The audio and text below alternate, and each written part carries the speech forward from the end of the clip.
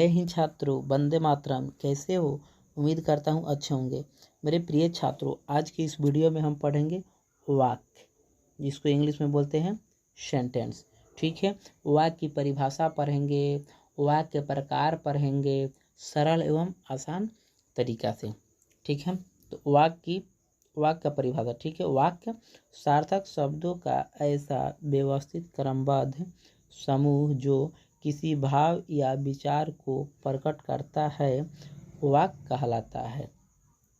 सार्थक शब्दों का ऐसा व्यवस्थित क्रमबद्ध समूह जो किसी भाव या विचार को प्रकट करता है, वाक्य कहलाता है।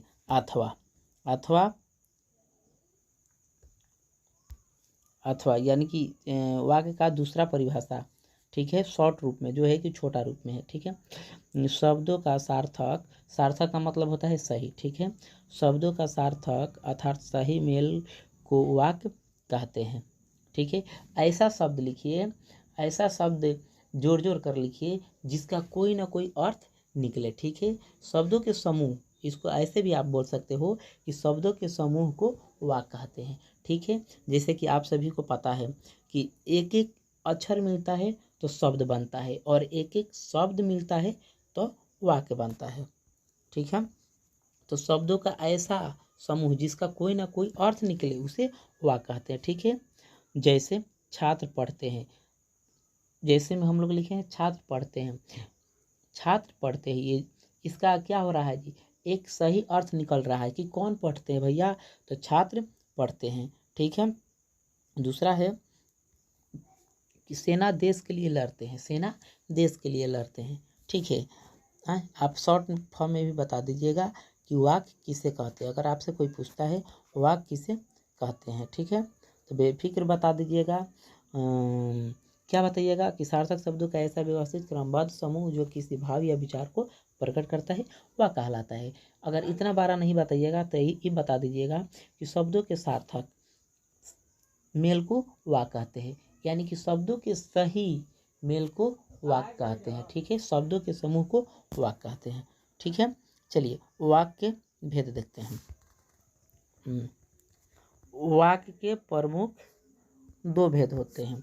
वाक्य के प्रमुख दो भेद या प्रकार होते हैं। ठीक है, आप भेद बोलिए या प्रकार बोलिए। ठीक है, अगर आपसे कोई पूछता है कि वाक्य के मुख्य कितने भेद होते हैं, तो मात्र दो बताइएगा। ठीक है, कितना बताइएगा? दो।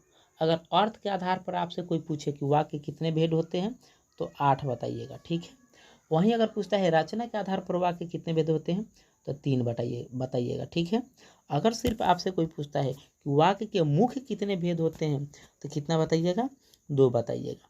ठीक है, वो 2 कौन कौन सी है, चलिए इसमें हम पढ़ते हैं। वाक्य का पहला भेद होता है उद्देश्य। वाक्य का पहला भेद होता है उद्देश्य। अब उद्देश्य किसे कहते हैं, उद्देश्य का परिभाषा क्या होता है, ये हम लोग जान लेते हैं। ठीक है, पूर्ण वाक्य में जिसके बारे में कुछ कहा जाए उसे उद्देश्य कहते हैं। पूर्ण वाक्य में जिसके बारे में कुछ कहा जाए उसे उद्देश्य कहते हैं। जैसे सरकार अपनी कार्य कर रही है, इस वाक्य में सरकार अपनी कार्य कर रही है, इस वाक्य में किसके बारे में कहा गया है भैया, तो सरकार के बारे में। किसके बारे में कहा गया है, तो सरकार के बारे में। तो सरकार आपका इस वाक्य में क्या हुआ, तो उद्देश्य हुआ। क्या हुआ? उद्देश्य हुआ। समझ गए? दूसरा है विधेय। वाक्य का दूसरा भेद है विधेय। ठीक है, इसका परिभाषा होता है पूर्ण वाक्य में उद्देश्य अर्थात संज्ञा या सर्वनाम के बारे में जो कुछ कहा जाए उसे विधेय कहते हैं। विधेय का परिभाषा होता है कि पूर्ण वाक्य में उद्देश्य अर्थात संज्ञा या सर्वनाम के बारे में जो कुछ कहा जाए उसे विधेय कहते हैं। ठीक है,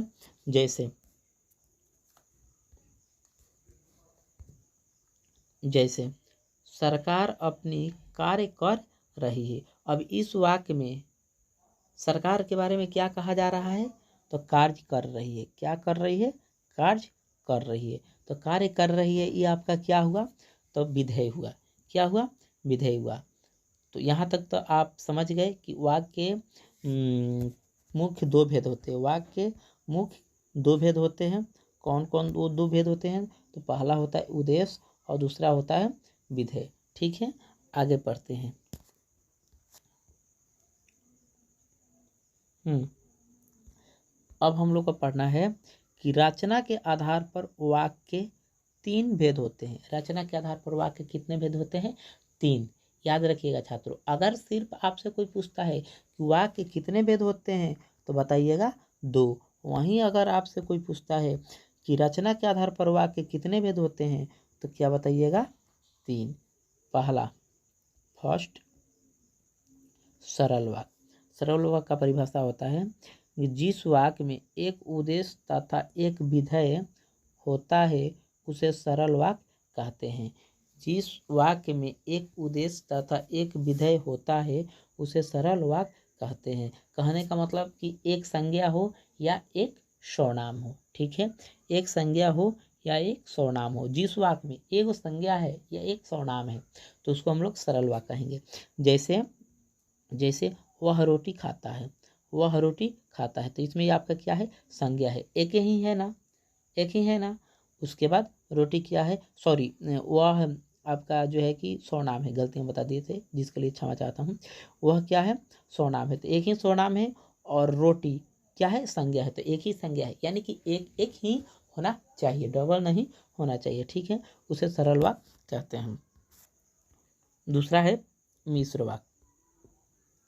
दूसरा है मिश्र वाक्य। मिश्र वाक्य का परिभाषा होता है जिस वाक्य में एक सरल वाक्य के अलावा एक या एक से अधिक आश्रित अर्थात उपवाक्य होते हैं उसे मिश्र वाक्य कहते हैं। मिश्र वाक्य का परिभाषा होता है कि जिस वाक्य में एक सरल वाक्य के अलावा एक या एक से अधिक आश्रित अर्थात उपवाक्य होते हैं उसे मिश्र वाक्य कहते हैं। जैसे में है हम नहीं जानते आप क्या करेंगे, हम नहीं जानते आप क्या करेंगे। तो यहाँ पे देखिए हम नहीं जानते, ये क्या है? सरल वाक्य है। क्या है? सरल वाक्य। और आप क्या करेंगे, ये क्या है? उपवाक्य। यानी कि कहने का मतलब है कि पूर्ण रूप से इसमें एक वाक्य कहने का मतलब है कि पूर्ण रूप से एक वाक्य होना चाहिए और एक वाक्य आधा होना चाहिए, ठीक है। इसमें 2 वाक्य, कितना? 2 वाक्य होते हैं, एक आधा होता है और एक पूरा होता है, ठीक है, एक आश्रित होता है, ठीक है। चलिए आगे बढ़ते हैं।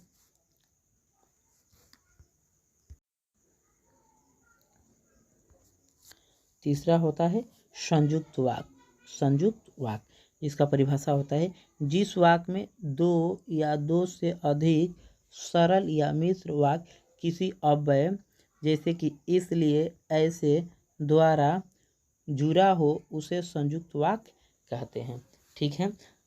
संयुक्त वाक्य की परिभाषा है कि जिस वाक्य में 2 या 2 से अधिक सरल या मिश्र वाक्य किसी अव्यय जैसे, इसलिए, ऐसे, द्वारा, यानी अव्यय का 3 उदाहरण यहाँ पर दिया गया है, ठीक है, जो कि अव्यय से जुड़े हो उसे संयुक्त वाक्य कहते हैं। जैसे मैंने कठिन परिश्रम किया इसलिए सफल हुआ, ठीक है। देखिए बताया जा रहा है कि संयुक्त वाक्य में 2 वाक्य या 2 वाक्य से अधिक वाक्य होता है, ठीक है, 2 वाक्य हो या 2 वाक्य से अधिक वाक्य हो, लेकिन वो वाक्य एक अव्यय शब्द से जुड़ा हो तो संयुक्त वाक्य होता है। जैसे कि यहाँ पे उदाहरण में है कि मैंने कठिन परिश्रम किया इसलिए सफल हुआ। इसलिए क्या है? तो इसलिए अव्यय शब्द है, ठीक है। आप अव्यय पढ़े होंगे, अगर अव्यय नहीं पढ़े होंगे तो मैं अव्यय भी इस चैनल पे आपको सरल एवं आसान तरीके से पढ़ा दूंगा। इतना आसान तरीके से पढ़ाऊंगा कि हिंदी व्याकरण अभी तक आपको यूट्यूब पर कोई नहीं पढ़ाया होगा, ये मेरा दावा है, ठीक है। तो मेरे प्रिय छात्रों, आप सब इस वीडियो में पढ़े वाक्य कितने भेद होते हैं, वाक्य किसे कहते हैं। तो मुझे उम्मीद है कि आप सबको इस वीडियो से कुछ ना कुछ बहुत कुछ सीखने को मिला होगा। और इसी तरह की इंटरेस्टेड वीडियो देखने के लिए, यानी कि कुल मिलाकर कहे तो आप क्लास 8वीं से 12वीं तक का हिंदी व्याकरण हो या हिंदी का पाठ पुस्तक जिसको सरल एवं आसान तरीका से तैयारी करना चाहते हो तो आप मेरे इस चैनल को सब्सक्राइब करें। तब तक के लिए जय हिंद, वंदे मातरम।